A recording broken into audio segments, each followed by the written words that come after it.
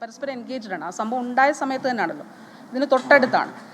അപ്പോൾ അതുകൊണ്ട് എങ്ങനെയാണോ ആ ഘട്ടത്തിൽ നമുക്ക് ഇൻഫർമേഷൻ കിട്ടുന്നത്, നമുക്ക് ആ അപ്പോൾ കിട്ടുന്ന ഇൻഫർമേഷൻ ആണല്ലോ, അത് ഹൈഡ് ചെയ്തല്ലല്ലോ നിങ്ങളോട് പറയുന്നത്.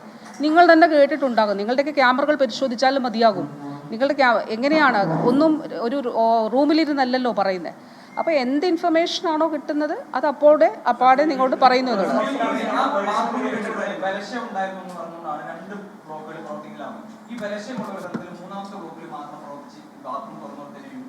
അല്ല, അതൊക്കെ നമുക്ക് അതാണല്ലോ ജില്ലാ കളക്ടറോട് പറഞ്ഞിട്ട് ഇത് സംബന്ധിച്ച കാര്യങ്ങൾ അന്വേഷിക്കാമെന്ന് പറഞ്ഞത്.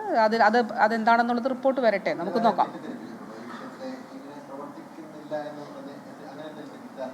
അല്ല, അത് അടച്ച ബ്ലോക്കാണ് എന്നുള്ളത് തന്നെയാണ്. ഒരു ആ ബ്ലോക്ക് ഉപയോഗിക്കുന്നില്ല, അടച്ചിട്ടിരുന്നൊരു ബ്ലോക്കാണെന്നുള്ളതാണ് പ്രാഥമികമായിട്ടുള്ള ഇൻഫർമേഷൻ.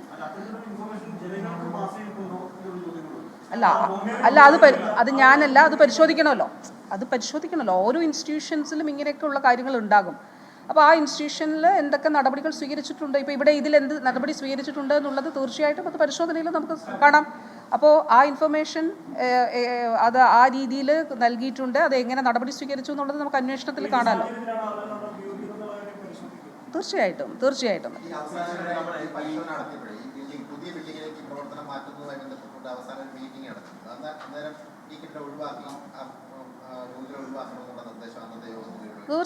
മിനിറ്റ്സ് ഉണ്ടല്ലോ, യോഗത്തിൻ്റെ മിനിറ്റ്സ് ഉണ്ടല്ലോ. അത് 30/5/2025 അപ്പോൾ തീർച്ചയായിട്ടും അത് എങ്ങനെയാണ് ബിൽഡിങ്ങിൽ നിന്ന് ആളുകളെ ഷിഫ്റ്റ് ചെയ്യുന്നതിന് വേണ്ടിയിട്ട് അടിയന്തരമായിട്ടുള്ള നടപടികൾ സ്വീകരിച്ച് മുന്നോട്ട് പോകണം എന്നാണ്. ആ തീരുമാനത്തിൻ്റെ അടിസ്ഥാനത്തിൽ ഇവരൊരു കൗണ്ട് ഡൗൺ നിശ്ചയിച്ചു. ആ കൗണ്ട് ഡൗണിൻ്റെ അടിസ്ഥാനത്തിലാണ് ഈ ഷിഫ്റ്റ് ചെയ്യുന്നതിന് വേണ്ടിയുള്ള നടപടിക്രമങ്ങൾ. വാസ്തവത്തിൽ ജൂലൈ 31 തോന്നുന്നു അല്ലേ?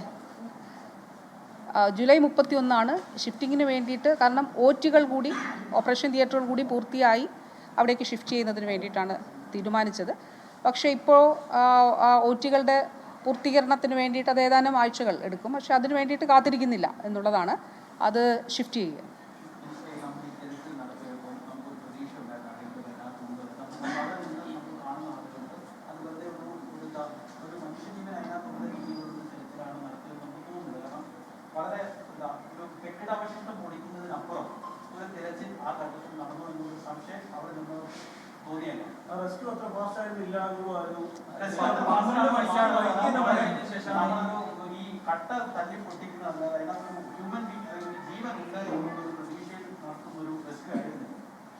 നോക്കൂ, നമ്മൾ ചെയ്ത കാര്യങ്ങളിൽ ഈ മെഷീൻ കൊണ്ടുവരുന്നതിന് തന്നെ എന്താണ് അതിൻ്റെ കാരണം? അത് ആരെങ്കിലും അതിൽ അകപ്പെട്ടിട്ടുണ്ടെങ്കിൽ രക്ഷിക്കുന്നതിന് വേണ്ടിയിട്ടാണ്. കെട്ടിടാവശിഷ്ടങ്ങൾ മാറ്റുക മാത്രമാണെങ്കിൽ അത് പിന്നീട് ചെയ്യാവുന്ന ഒരു കാര്യമാണല്ലോ. അപ്പോൾ ഇതിൽ ആ സമയത്ത് ഇമ്മീഡിയറ്റ് ആയിട്ട് മിനിറ്റുകൾക്കുള്ളിൽ ഒരു മെഷീൻ അവിടെ എത്തി ഇത് അവിടെ നിന്ന് മാറ്റണമെങ്കിൽ അതിൻ്റെ അർജൻസി എന്താണ്, ഇതിനുള്ളിൽ ആരെങ്കിലും ഉണ്ടോ എന്നുള്ളത് പരിശോധിക്കുന്നതിന് തന്നെയാണ്. അതുകൊണ്ടാണ് മിനിസ്റ്ററും ഞാനും വന്നപ്പോൾ തന്നെ ഈ മെഷീൻ ഇവിടെ എത്തിക്കുന്നതിന് വേണ്ടിയിട്ടുള്ള നടപടികൾ സ്വീകരിക്കുകയും നിങ്ങളെല്ലാം കണ്ട ബുദ്ധിമുട്ടുകൾ, നമ്മൾ ഇത്രയും പഴയ കെട്ടിടത്തിനുള്ളിൽ ഇത് എത്തിക്കുക എന്നുള്ളത് വളരെ ശ്രമകരമായിട്ടുള്ള കാര്യമായിരുന്നു. ആ ദുർഘടങ്ങളെ മറികടന്ന് അവിടെ എത്തിച്ചത്. ഈ റെസ്ക്യൂ നടക്കുന്ന സ്ഥലത്ത് ഈ ചെയ്തുകൊണ്ടിരുന്നപ്പോൾ ഞങ്ങൾ അവിടെ ഉണ്ടായിരുന്നില്ല. കാരണം ഞങ്ങൾ ഇപ്പുറത്തായിരുന്നു ഉണ്ടായിരുന്നത്. അതോടൊപ്പം ഇപ്പുറത്തെ ബ്ലോക്കിലും എത്തിയിരുന്നു, കാഷ്വാലിറ്റിയിൽ പോയിരുന്നു, മുറിവേറ്റവരെ കണ്ടിരുന്നു.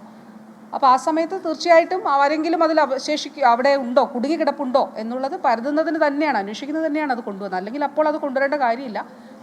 അത് തീർച്ചയായിട്ടും അതല്ലാതെ ഒരു പ്രവർത്തനം അവിടെ നടന്നിട്ടുണ്ടോ എന്ന് അത് നോക്കാം നമുക്ക് എന്താണെന്നുള്ളത്.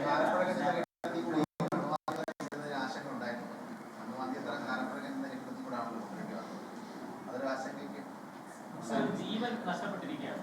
നമ്മൾ ഇതിൽ പരിശോധിക്കാമെന്ന് പറയുന്നതിലപ്പുറം വ്യക്തമായ ഒരു മറുപടി പറയട്ടെ. ഇത് മെഡിക്കൽ കോളേജ് പോലൊരു കെട്ടിടത്തിൽ, ഒരു സ്ഥാപനത്തിൽ ഒരു കെട്ടിടം തകർന്നു വീണ ഒരു സ്ത്രീ മരിച്ചിരിക്കുകയാണ്. പരിശോധിക്കാമെന്നുള്ളതിനപ്പുറം കാലപ്പഴക്കം